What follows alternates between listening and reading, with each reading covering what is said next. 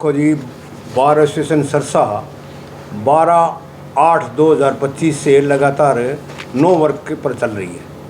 इसका मेन कारण ये है नो वर्क का कि सरसा पुलिस की वकील हमारे अमित शाह हैं, उनके साथ जाति कर रखी है। जाति क्या है ये मैं फैक्ट्स बताता हूँ आपको कि इनका मोरीवाड़ा गांव के अंदर एक प्लॉट है और प्लॉट पर इनका प्रीमिसेस बना हुआ है। डीटीपी दफ्तर वालों ने इनको नोटिस दिया था, उस नोटिस का इन्होंने रिप्लाई दे दिया और इनका जो ये मैटर है वो सिविल कोर्ट में पेंडिंग है। सिविल कोर्ट ने स्टेटस को दे रखा है।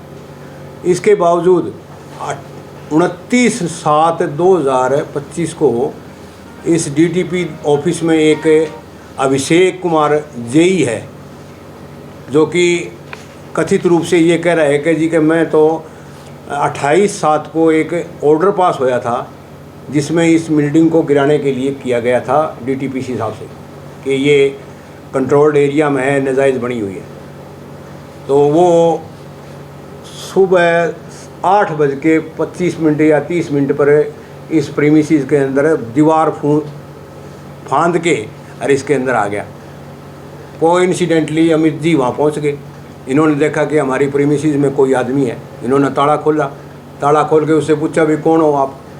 तो उसने कहा जी मैं डीटीपी ऑफिस से आया हूँ, जेई हूँ और आपको ये नोटिस देने आया हूँ। तो इन्होंने कहा भी नोटिस देना है तो गेट के ऊपर आप चस्पा करो, अंदर आने का कारण पूछा। तो इन्होंने थोड़ा सा अपनी सूझबूझ दिखाते हुए 112 पर कॉल करके पुलिस पीसीआर बुला दी। पीसीआर ने सारे ये वहाँ उस टाइम में ये मैं आपको दिखा रहा हूँ, वो वीडियोग्राफी करी, फ़ोटो वगैरह भी ली। ये है पीसीआर की, ये वो जो जेई है वो है फ़ोटो, ये फ़ोटो है। तो पीसीआर आने के बाद में पीसीआर वालों ने भाई इसको बिठा लिया और क्योंकि ये जो एरिया है ये डिंग थाने का जुरिडिक्शन है, डिंग थाने में ले गए। डिंग थाने में जाके इन्होंने अपनी कंप्लेंट दे दी कि मेरी प्रीमिसेस के अंदर विदाउट परमिशन है, चोरी की नीयत से आया कोई आया, मैं तभी तक इसको मतलब यही कहूँगा कि चोर है। तो इन्होंने एक दरखास्त दी भी क्रिमिनल ट्रेसपास किया इसका, और ये मेरी दरखास्त लेके इसके खिलाफ़ कार्रवाई करो और पर्चा दर्ज करो। वहाँ थानेदार ने ना तो इनकी कंप्लेंट ली और इनको भेज दिया। इन्होंने ईमेल से एसपी ऑफिस में अपनी कंप्लेंट भेज दी। शाम को इनको पता लगता है 9 बजे कि इनके खिलाफ अभिषेक की कंप्लेंट पर अंडर सेक्शन 221(1) और सेक्शन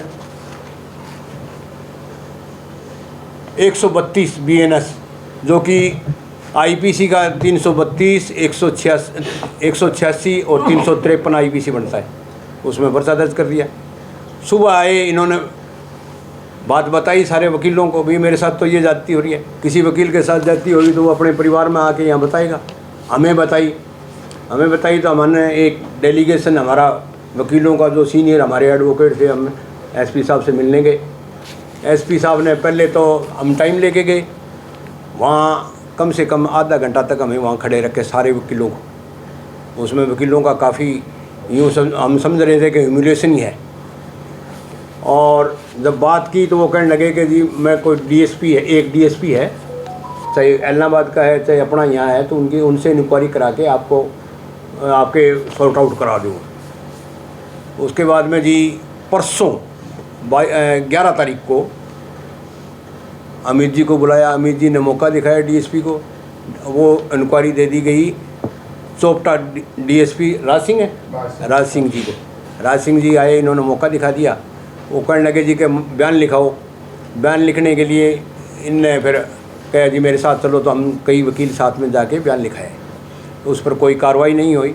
उसके बाद में नेक्स्ट डे कोई कार्रवाई नहीं हुई तो हमने फिर मीटिंग बुलाई तो ये तो सरासर पुलिस की हमारे पर जाती है, एट्रोसिटी समझो एक किस्म की। जब वकील के साथ कोई न्याय नहीं मिलेगा, हमारा कोई फॉल्ट नहीं है, एक झूठी FIR दर्ज कर दी गई और वकील वाली कंप्लेंट पर कोई, जो कंप्लेंट इन्होंने दी थी उस पर कोई कार्रवाई नहीं हुई। तो हमने जनरल हाउस की मीटिंग में फिर बाद में इसको इनडेफिनेटली यानी नो वर्क पर रहने का फैसला लिया। और ये फैसला जब तक चलेगा जब तक कि हमें कोई एक तो पर्चा कैंसिल नहीं हो जाता और एक उस DDP के जो JE है DDP ऑफिस का जब तक उसके खिलाफ पर्चा दर्ज नहीं हो जाता। इसको लेके हम चल रहे हैं, तो देखते हैं क्या होता है। अभी हमने हमारे हरियाणा जो बार एसोसिएशन है उससे भी बात करनी है, उसको भी देंगे। मैं सर बार काउंसिल को भी हमने इन्फॉर्म कर दिया है। और जो रेजोल्यूशन था हमारा, जो हमने मीटिंग में रेजोल्यूशन पास किया था, तो वो मैं थोड़ा सा उसकी डिटेल बताना चाहूँगा कि हमने ये रिजोल्व किया था, जिसकी कॉपी हमने एक तो चीफ सेक्रेटरी को भेजी है, एक DGP को भेजी है, एक डिप्टी कमिश्नर सरसा को भेजी है, एक DGP हिसार को भेजी है और बार काउंसिल को हमारी भेज दी। तो अब आगे का रास्ता तो सोमवार तक देखते हैं, क्या हमारी डिमांड पूरी होती है कि नहीं होती, ये बात हमारी मानी जाती है कि नहीं जाती, उसके बाद में रास्ता तय करेंगे। हम पीछे हटने वाले नहीं हैं।